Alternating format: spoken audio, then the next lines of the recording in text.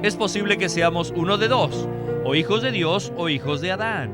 El que seamos hijos de Adán o hijos de Dios en la práctica depende de nuestro andar. Si andamos por el Espíritu, somos hijos de Dios. Si andamos por la carne, somos hijos de Adán.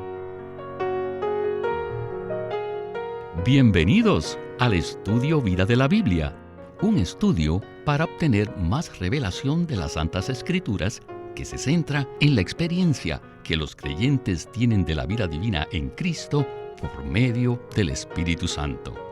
Si desean, pueden escuchar gratuitamente todos los programas radiales del Estudio Vida en nuestra página de internet, radiolsm.com. Andar por el Espíritu quiere decir que vivimos, andamos y tenemos nuestro ser conforme al Espíritu. Así tendremos como hijos de Dios un vivir apropiado que exprese a nuestro Padre en vida y naturaleza. Para esto fuimos salvos y hemos sido puestos en Cristo. Pero, ¿qué nos impide tener esta realidad en nuestro andar cotidiano? De esto tratará el Estudio Vida de Gálatas, que en el día de hoy se titula Crucificar la carne a fin de andar por el Espíritu. Nos acompaña en el estudio Ley Bustillo, quien nos ayudará a responder esta pregunta: ¿qué nos impide andar por el Espíritu en nuestra vida diaria? Ley, ¿se ha hecho usted esta pregunta? Muchas veces me he preguntado esto: ¿por qué mi andar cotidiano no concordaba con lo que había escuchado y leído en la Biblia? Por eso me dije a mí mismo muchas veces: si realmente soy un hijo de Dios, ¿por qué no vivo como tal? Quisiera leer los versículos 24 y 25 del capítulo 5 de Gálatas, que dicen así: Pero los que son de Cristo Jesús han crucificado la carne con sus pasiones y concupiscencias. Si vivimos por el Espíritu, andemos también por el Espíritu. Con esto de trasfondo, comencemos nuestro estudio vida de hoy con Witness Lee. Here in chapter 5, Aquí, en el capítulo 5, verse 24 el versículo 24 begins with but. empieza con pero. Pero los que son de Cristo Jesús han crucificado la carne. La palabra pero hace un contraste entre la crucifixión de la carne y las obras de la carne que se mencionan en el versículo 19. Pero los que son de Cristo Jesús han crucificado la carne. Esta palabra menciona un hecho de nuestra salvación, y esta es que los que somos de Cristo hemos crucificado la carne. Este es un hecho cumplido. No se cumplió por Cristo en la cruz, sino por nosotros. Nosotros hemos crucificado la carne. Aquí necesitamos ver dos hechos en cuanto a la crucifixión. Uno es lo que Cristo cumplió en la cruz. Miren, cuando Él fue crucificado, Él crucificó nuestro viejo hombre, de lo cual dice en Romanos 6:6, sabiendo esto, que nuestro viejo hombre fue crucificado juntamente con Él, con Cristo. Cristo crucificó en la cruz nuestro viejo hombre. Además, Gálatas 2:20 dice, con Cristo estoy juntamente crucificado. Este yo fue crucificado por Cristo, no por nosotros. Cristo cumplió el hecho de que el hombre viejo y el yo fueran crucificados. Ahora, hay otro aspecto, que nosotros hemos crucificado nuestra carne, y no nuestro viejo hombre ni el yo. Así que uno de estos dos hechos fue cumplido por Cristo, y el otro por nosotros. El primer hecho, lo que Cristo cumplió en la cruz, o sea, que crucificó el hombre viejo y el yo, es la base para que yo crucifique la carne. Por tanto, el segundo hecho que nosotros efectuamos, o sea, la crucifixión de la carne, es la aplicación del primer hecho que Cristo logró. Aquí, Pablo no dice que estamos crucificando o que crucificaremos nuestra carne, sino que describe el hecho usando el pretérito perfecto. Esto indica que todos los creyentes han aplicado la crucifixión de Cristo a la carne suya. Pueda que usted haya sido creyente por muchos años y nunca ha hecho esto, pero ya que usted pertenece a Cristo y que ha sido puesto en Cristo y es uno con Cristo y es de Cristo, debería haber hecho esto ya. Así que por esta razón, Pablo habla aquí conforme al principio. Si usted nunca lo ha hecho, entonces pues no es un creyente normal. Si nuestra experiencia es normal, entonces todos nosotros los creyentes hemos sido puestos en Cristo y hemos crucificado la carne. Ley, repasemos una vez más estos tres aspectos de la crucifixión. En Romanos 6, versículo 6, vemos que nuestro hombre viejo fue crucificado juntamente con Cristo en la cruz. Luego, Gálatas 2:20 dice que el yo fue crucificado con Cristo. Y ahora, Gálatas 5:24 dice claramente que los que son de Cristo Jesús han crucificado la carne con sus pasiones y concupiscencias. ¿Por qué no nos ayuda usted a comprender un poco mejor estos tres aspectos? De hecho, la experiencia de la cruz tiene tres aspectos. Primero, el hecho cumplido por Cristo. Romanos capítulo 6, versículo 6 y Gálatas capítulo 2, versículo 20. Segundo, nuestra aplicación del hecho cumplido.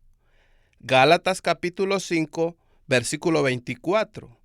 Y tercero, que llevamos la cruz diariamente para experimentar lo que hemos aplicado. Mateo 16, 24 y Lucas 9, 23. Veamos esto con más detalle. Por una parte, en la cruz Cristo crucificó nuestro viejo hombre y el yo. Pero por otra, nosotros hemos crucificado la carne con sus pasiones y deseos. El viejo hombre y el yo son nuestro ser. La carne es la expresión de nuestro ser en nuestra vida práctica. La crucifixión de nuestro viejo hombre y del yo es un hecho cumplido por Cristo en la cruz, mientras que la crucifixión de nuestra carne con sus pasiones y deseos es nuestra experiencia práctica de aquel hecho. A fin de vivir esta experiencia práctica, es necesario que nosotros, por el Espíritu, ejecutemos la crucifixión que Cristo realizó. De este modo nosotros llevamos a cabo lo que Él realizó, esto es, hacer morir por el Espíritu los hábitos de nuestro cuerpo lujurioso y sus miembros malignos. Romanos 8:13 y Colosenses 3:5. La manera de aplicar la cruz cada día es por el Espíritu. El Espíritu Divino mora en nuestro espíritu humano. Y si por este Espíritu hacemos morir los hábitos del cuerpo, entonces seremos los que crucificamos la carne con sus pasiones y concupiscencias. Esta es la experiencia cristiana normal. Sí, es un terrible sufrimiento en la vida cristiana intentar, aparte del Espíritu, de deshacernos de nuestra carne. Continuemos el mensaje con Witness Lee. The New Testament El Nuevo Testamento tells us clearly claramente nos dice in eternity past, que en la eternidad pasada, antes de haber existido, antes de que hubiera el mundo, aún antes de que el universo existiese, En la eternidad pasada, Dios hizo un plan, un propósito, según su beneplácito. Dios se propuso que tendría muchos hijos. El propósito de Dios es la filiación. En la eternidad pasada, el deseo de Dios era tener muchos hijos para que fueran su expresión. En la Biblia, el significado verdadero de filiación es expresión, debido a que un hijo expresa a su padre, como es indicado en Juan 1:18, que dice: a Dios nadie le vio jamás, el unigénito Hijo que está en el seno del Padre, Él le ha dado a conocer. El Hijo es la expresión del Padre. Así que el propósito de Dios es tener muchos hijos que sean su expresión corporativa. Esta es la intención de Dios y esta es su meta. Por consiguiente, Efesios 1:5 dice que Dios nos escogió, o sea, nos predestinó para la filiación. Ahora, aquí en Gálatas, Pablo recalca una y otra vez que nosotros no somos de los que guardan la ley, ni esclavos que están bajo la ley, sino ¿qué somos? ¿Qué cosa? Somos hijos de Dios en Cristo. Dios tuvo que hacer mucho para hacernos sus hijos. Primero tuvo que enviar a su Hijo para que nos redimiera de la ley, porque estábamos bajo la ley, a fin de que recibiésemos la filiación.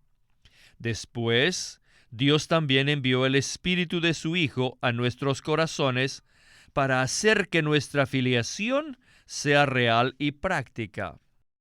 Conforme a su beneplácito y a su propósito, la intención de Dios no es solamente rescatar a muchos pecadores y hacerlos santos, espirituales y victoriosos. No.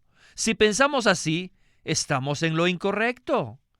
El beneplácito de Dios, su deseo, su propósito es producir muchos hijos, hasta que finalmente nosotros, quienes hemos sido redimidos y santificados, seremos en la eternidad hijos de Dios.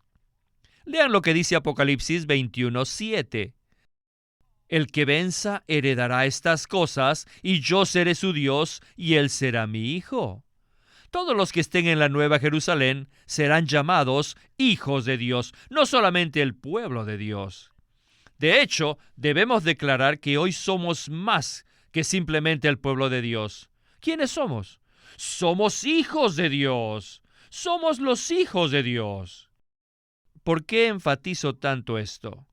Es debido al Espíritu. Para ser hijos de Dios, no necesitamos una cantidad muy grande del Espíritu, pero a fin de que seamos hijos de Dios de una manera real y práctica, sí necesitamos el Espíritu. Miren, Cristo vino y fue crucificado y realizó la redención para que nosotros tengamos la filiación. Pero eso no es todo. Después, el Espíritu vino. Pero cuando vino, no vino a la cruz, sino ¿a dónde? Él entró en nuestro espíritu. Entró no solo para regenerarnos, sino también para hacernos hijos, hacernos la filiación, para hacerla real y práctica. Cristo primero fue a la cruz y luego, mediante su muerte y resurrección, Él vino por segunda vez, no a la cruz, sino que entró en nuestro espíritu para hacernos hijos. El Espíritu entró en nuestro espíritu para hacernos hijos. Ley, me gustaría que comentara sobre lo que hemos escuchado acerca del propósito de Dios. Dios no solo desea salvar a los pecadores, sino que Él desea tener hijos. ¿Me podría usted decir cuál es la diferencia entre estos dos pensamientos y cómo produce el Espíritu a estos hijos que Dios desea? Bueno, estos dos puntos son muy importantes. Primero, el propósito de Dios. Él no solamente desea salvar a pecadores para justificarlos y luego llevarlos al cielo. Debemos reconocer esto. Dios tiene una intención, un plan, que es más práctico y glorioso. Este propósito es humano. Tener muchos hijos para que sean su expresión. Cuando Dios entra en el espíritu humano de una persona, lo regenera dándole su vida divina, según Efesios capítulo 1, versículo 5. Dios nos ha predestinado para filiación por medio de Jesucristo. Para poder entrar en nosotros, primero Cristo murió para anular todos los obstáculos y luego resucitó y se hizo el Espíritu vivificante. 1 Corintios 15:45. Y ahora, este Espíritu vivificante ha entrado en nosotros, a fin de que todo lo que Cristo logró en la cruz sea realizado en nosotros, es decir, para que sea nuestra experiencia. Y esto nos lleva a la última parte del mensaje. Continuemos el mismo con Witness Lee. The Spirit of the Son is just the Son through death and resurrection. El Espíritu del Hijo es el mismo Hijo que pasó por la muerte y la resurrección. And the Spirit came into our spirit to regenerate us and to make us sons of God. Y el Espíritu entró en nuestro espíritu para regenerarnos y hacernos hijos de Dios, en realidad y posición.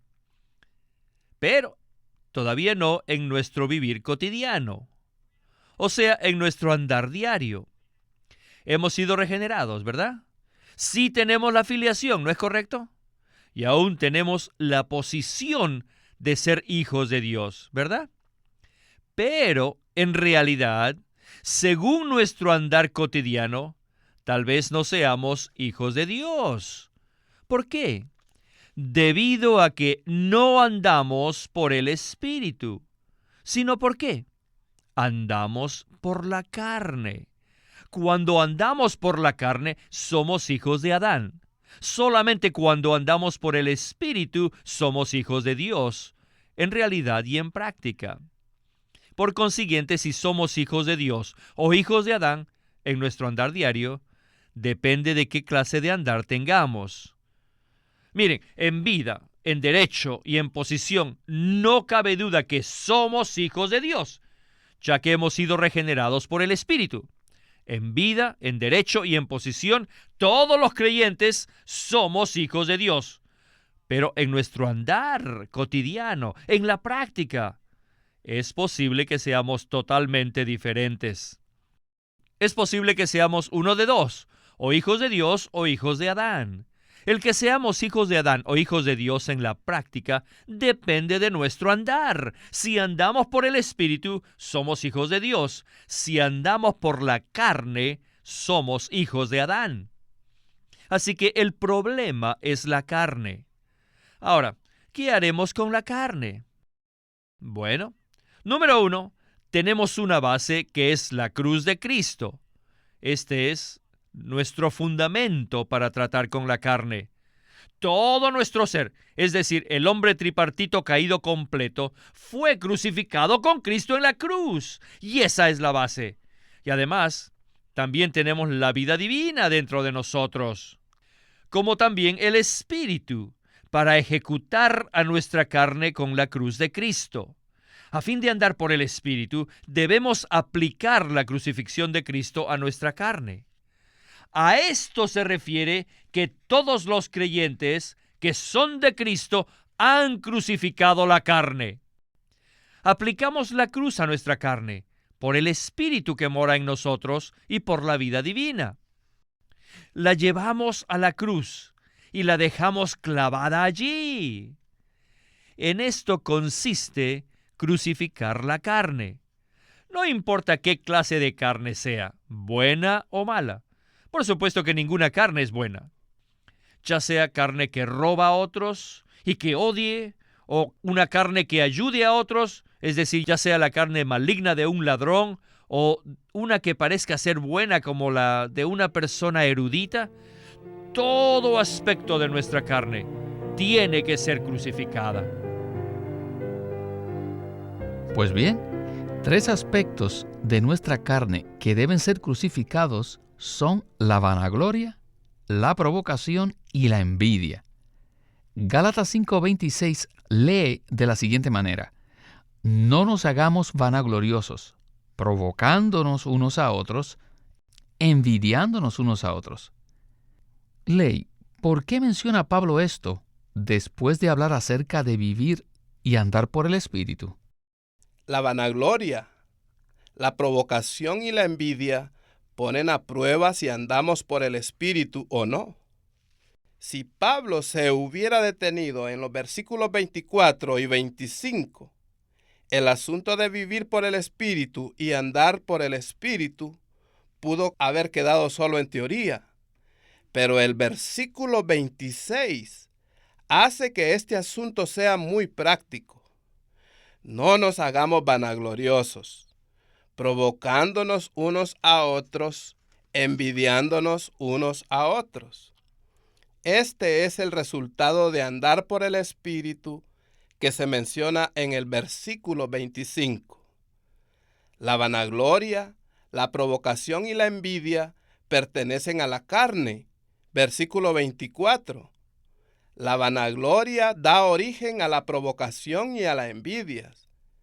Si por el Espíritu eliminamos la vanagloria, automáticamente se acabarán la provocación y la envidia, lo cual dará por resultado la paz. Estos 3 asuntos comprueban de una manera muy práctica si andamos por el Espíritu o no.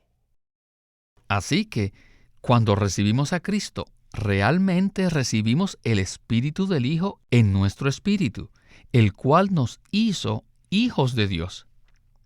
Pero en nuestro andar cada día, o sea, en nuestro vivir cotidiano, muchas veces no vivimos como hijos de Dios, ¿verdad? Si vivimos conforme a nuestra vieja naturaleza de Adán, no viviremos como verdaderos hijos de Dios. En realidad, aunque tengamos la posición y la vida. Para ser verdaderos hijos de Dios, en nuestro andar cada día, debemos ser guiados por el Espíritu, como Romanos 8:14 dice, porque todos los que son guiados por el Espíritu de Dios, estos son hijos de Dios. Y aquí en Gálatas 5:25 dice que debemos andar por el Espíritu. Por tanto, el secreto para vivir realmente como hijos de Dios está con el Espíritu que mora en nuestro espíritu. Es el Espíritu que nos imparte tal vivir en Cristo como hijos de Dios. No hay duda que este fue el centro de lo que Pablo trataba de decirles a los creyentes gálatas una y otra vez. El apóstol siempre los volvía al Espíritu. La filiación, la realidad de vivir como hijos de Dios, depende entonces de andar por el Espíritu. Muchísimas gracias, Ley, por haber estado con nosotros y darnos estos comentarios tan preciosos. Siempre es un placer estar con ustedes. Muchas gracias.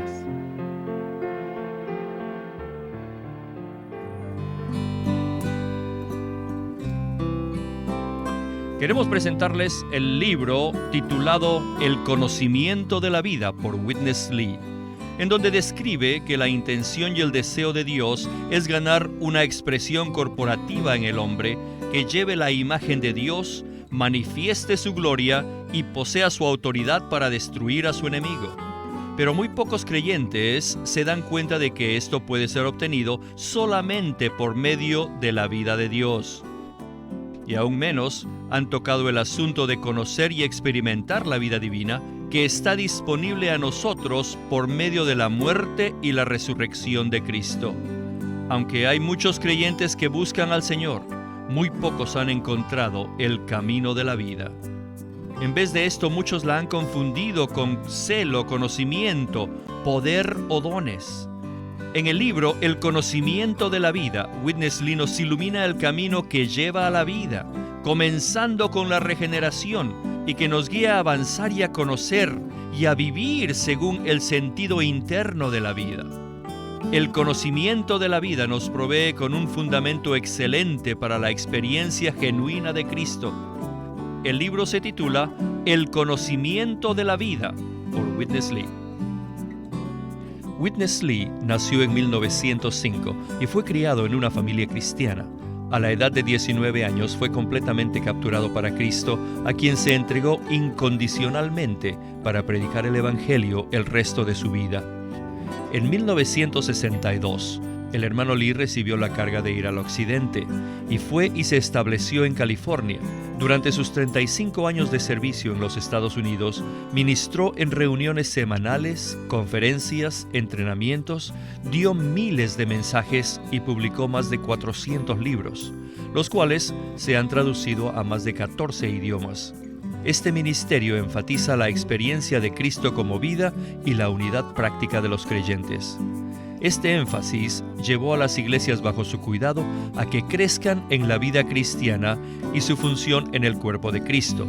Él tenía la convicción de que la meta de Dios no es tener solo grupos o fraternalismos cristianos, sino el cuerpo de Cristo. Con el tiempo, los creyentes se reunieron simplemente como las iglesias en su localidad, como respuesta a esta convicción. Queremos animarlos a que visiten nuestra página de internet libroslsm.com. Allí encontrarán los libros impresos del ministerio de Watchman Nee y Witness Lee, la Santa Biblia versión recobro con sus notas explicativas, y también encontrarán folletos, himnos, varias publicaciones periódicas y libros en formato electrónico. Por favor, visiten nuestra página de internet libroslsm.com. Una vez más, libroslsm.com. O llámenos a nuestro teléfono gratuito 1-800-810-1149. 1-800-810-1149. Además, si desean, pueden comunicarse con nosotros enviándonos un correo electrónico a estudiovida@lsm.org. Una vez más, estudiovida@lsm.org.